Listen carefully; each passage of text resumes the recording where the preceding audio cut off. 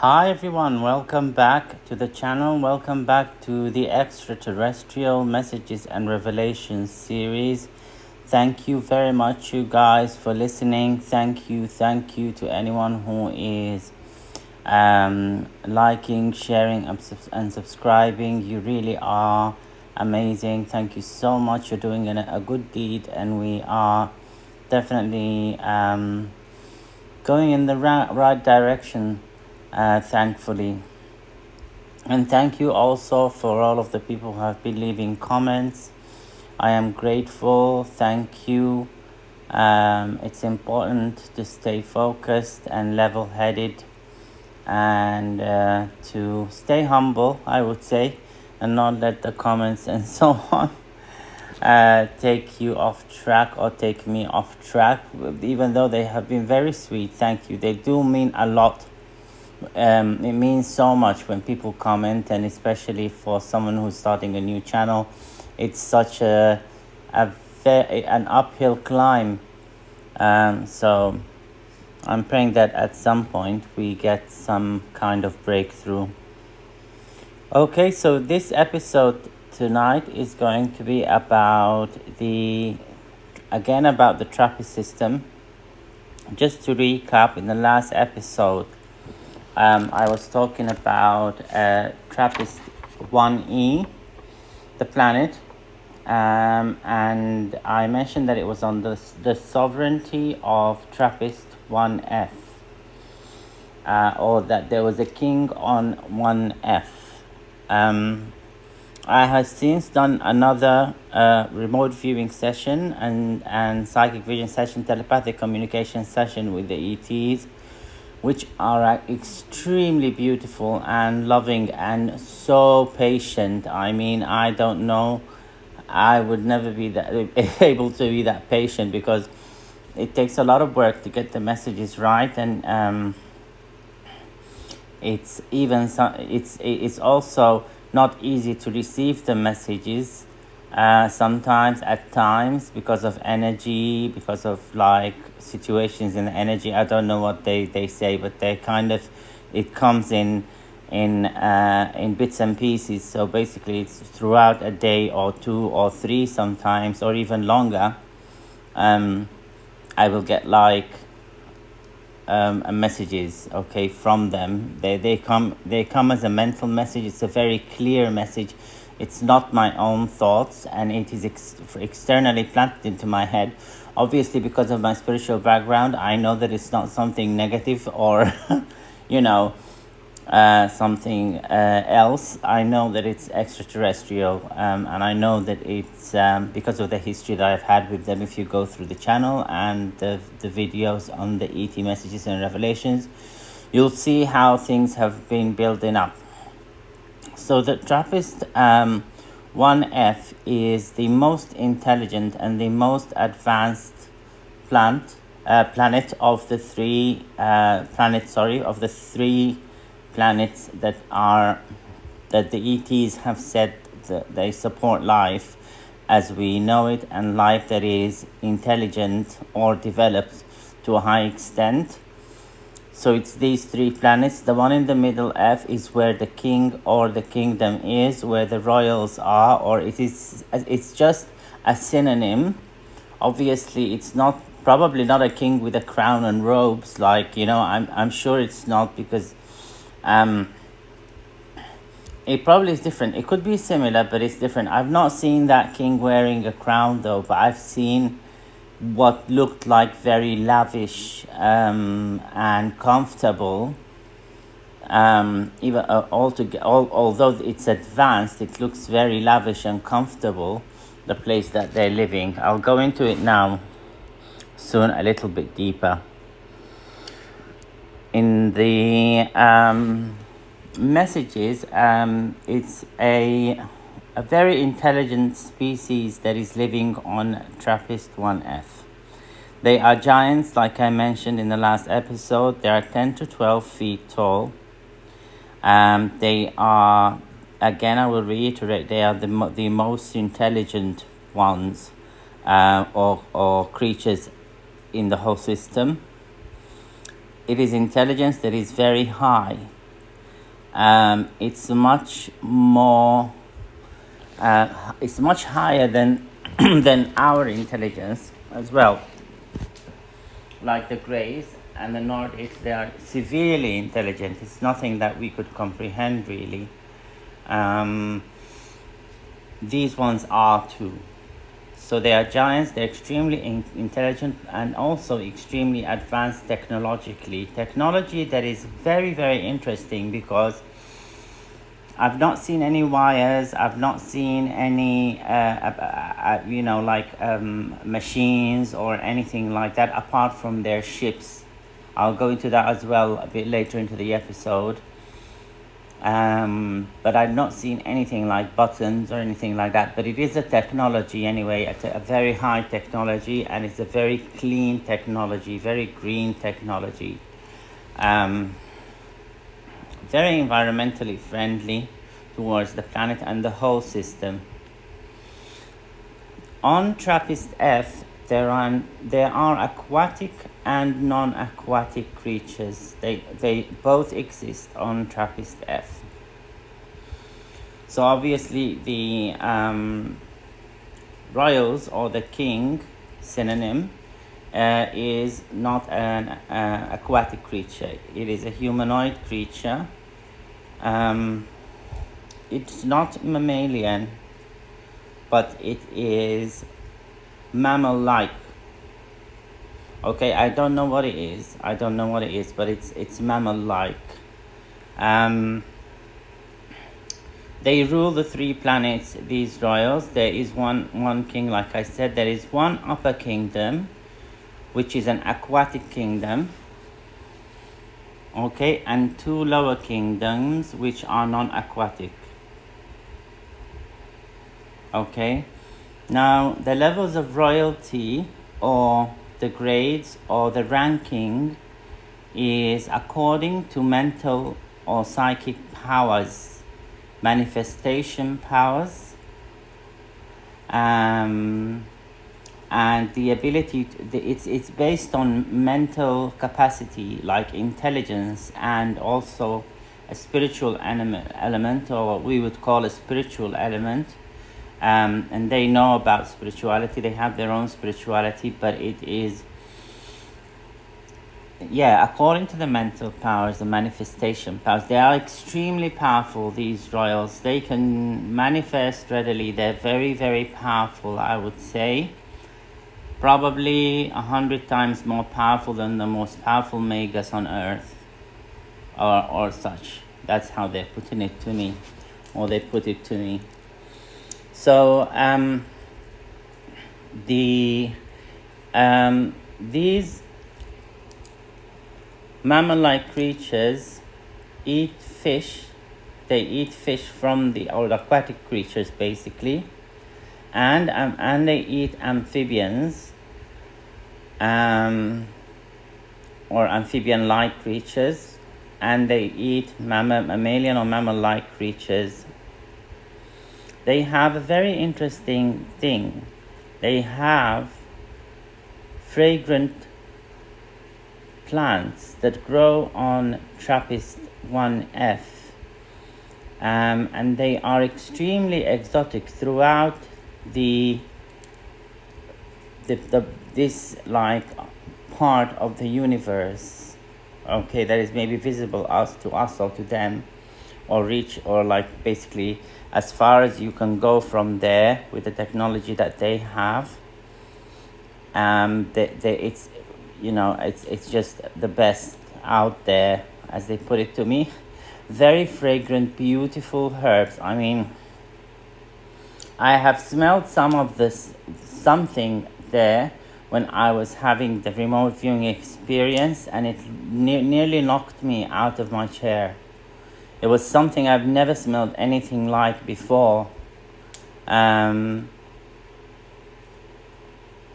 it's very similar to the smell of amber, but it's just so much, I don't know how to describe it. It's so much more complex, and I don't think I captured the whole essence of this.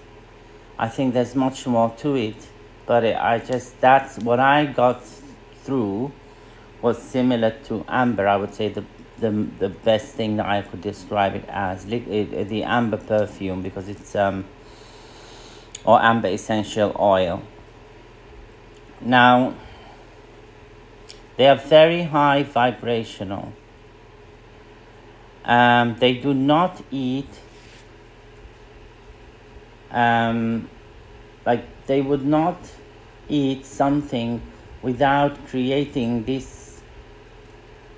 a situation where that creature does not suffer at all. And even when they eat the creature, they have a spirituality. They also transition into another a higher place when they pass on. So they create this situation with whatever they want to consume, where that creature does not feel any pain, anything, and it transitions smoothly. And they place it even within the higher dimension. They place it in a very special place. They only eat these mammal-like creatures or mammalian, similar to mammals here, when for specific things, for specific reasons, and at specific times. They didn't go through with it to me, but it looked like a big deal for them, basically, to eat anything sentient. Mostly their food is fish-like creatures, or fish from the oceans, and amphibian-like creatures. The ships that they have, the technology that they developed, because their civilization is much older than ours, the ships that they have look cylindrical. What they showed me, they were cylindrical looking ships, or like the ones that they would call here from UFO, if you see them in the sky, like cigar-shaped ships. They're very beautiful. I saw them and they looked like light, just light. I couldn't see any body to the ship or anything. It just looked like I could see the dimensions. It's like almost transparent ship, but it's made out of light, and the light is not disturbing to the sight. It didn't flash my vision when I saw it. It didn't make me like feel uncomfortable. It's just very, very comfortable white light. They know, they have not visited Earth before, but know about Earth. I think many people have tried to successfully remote view them, and they are totally fine with us looking at them, as in remote viewing them. They are a merchant member of the Universal Intergalactic Federation, selling gorgeous plants, fragrances, healing and magical herbs to other races that we don't know about. There's a lot of beauty and love and peace in this place. When I went there, I was like extremely calm. I felt so happy. It wasn't like Saturn's moon Titan, which is very hostile when I went to remote view it, or like Trappist 1E, which was very like hostile and a little bit agitating when I remote viewed it, because it wasn't exactly peaceful. If you go to the Trappist 1E video, but this one was very peaceful. It was very, very high vibrational and peaceful. I felt a strong energy of love and welcome. When my energy was there, they knew about it and they welcomed it. This king, or with some other royals, I could see they have male and female as well, like we do. or masculine and feminine, I would say, because they're extremely high vibrational and divine. They have masculine and feminine. And I did see a queen. I actually saw the queen before the king. I don't know if she picked up on my energy probably before I saw the king, because she was the first one that I saw. I picked up that it was a feminine energy, but very tall, and wearing these garments that were just incredible. It's like they had no end to them. It could be that this is how her energy is appearing to me, though. It doesn't have to be that she's actually wearing them, but I think she was wearing garments that were very high vibration, very technological, very pure. And I saw her face, but it was the profile of the face that I saw. And she looked like... the best thing I can describe like I compare it to, is the old coins, the old Roman coins, where you find the heads of the queens, or the old French coins, where the queens would be there, or even the British coins, where you find the queen on the coins. She looked like that from the profile, but I couldn't see exact details about there's something on her head that looked like hair, and it was quite very similar to that Roman style thing. But she was in her just so transparent and beautiful, and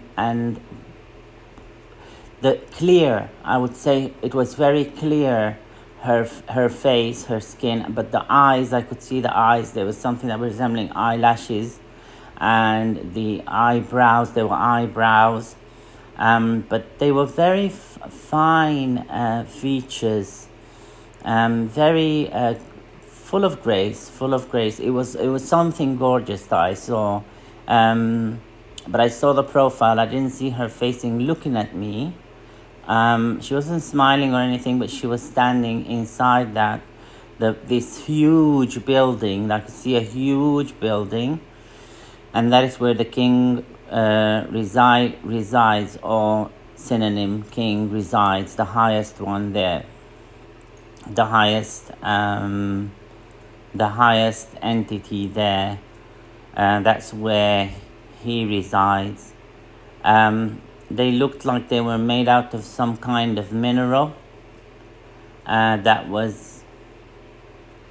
It reminded me of selenite. If you know the crystal selenite, it looked very similar to selenite, but it was very big, like huge pieces. There's no corners. It's all rounded, very smoothly, like shaped. And this building where the highest entity was living, this king, it was elevated from the ground, like elevated high up. So around it there were I could see pieces of land, I could see greenery, even though the greenery wasn't covering everything, was scattered a little bit. I could see sand, definitely. It was mapped out, but it wasn't precise. I would say it's almost like it all grew out of something. It looked like very natural. They were amazing, and they are amazing, and I really enjoyed remote viewing this planet. And I think that they are they're incredible. They showed me something about Trappist 1G. I still haven't gone into it a lot, but I will. But I still haven't looked at it very closely. Trappist 1G, it is mostly aquatic, but they are 100% peaceful and highly intelligent. No technology, spiritual, strictly spiritual, powerful magi, and a place of sanctuary. That's all they told me about it, but I'll go deeper into it. because there were things like I was seeing a third eye, like something that looked like the third eye that we have here. I was seeing creatures that looked like aquatic creatures that looked so majestic. They looked humanoid, but they were majestic, very, very beautiful. Um, but I didn't go into it deeply, Trappist 1G. I still have to look at it properly. This is just what kind of energy I could catch on. Trappist 1F are welcoming to the energy of Earth, and they are loving towards us and towards the whole universe. They are welcoming the effort to view the planets and to see if there is life on it. They are aware of it and they are happy about it. Okay, so it's amazing. I don't know what else to say. It's amazing. It's amazing. I still, I don't think I'll ever be able to get over this one. I don't think I'll forget it ever, because it's just, it's so beautiful. I was very impressed by the fact that they had herbs and that they were very fragrant and all these trade things, and it just really made me feel amazing, because I also am very spiritual and have a lot to do with herbs, with things like that. I have a lot of knowledge about them, and it just intrigued me so much and interested me so much. But they are very peaceful and beautiful, and they had a message for Earth that I felt from them, that the extraterrestrials relayed to me. That was, stop hurting your planet, it's a beautiful place, is what the message was. So this making me emotional. This is all very, very beautiful, but this message is very important. I think we need to all listen to it, and we need to try and look after our planet as much as we can. I know that there are efforts now to look after the planet, and I know more will come, so I am happy about that. I'm grateful for you guys as well. Thank you for coming. And they are extremely peaceful. And like I've said before in my other episodes, the ETs that come to Earth are so high vibrational. They don't need anything from planet Earth, because if they can come here, they can go anywhere and get what they want. Okay, there's many Earths in the universe. It's not just our Earth. And even their planet is very similar to Earth, the Trappist one, F. So I'm giving you a message of love and light, and please live in love and not in fear. We need to be strong, and we need to look at the future with clear vision, and we need to be loving and peaceful, because this is a very karmic time, and all of the good efforts that people do will be rewarded by God and the universe. Everyone who does anything good or a good deed will be rewarded, and so will negative energies get negativity back. So I think that it's important for us to look forward and be as peaceful and loving towards each other as we can. I love you all. The key to success, the key to having clear vision, the key to any kind of remote viewing is being as pure as possible and doing the best you can to be good. I love you all very much. I hope you've enjoyed this video. I certainly have enjoyed it. It's making me very emotional at the moment.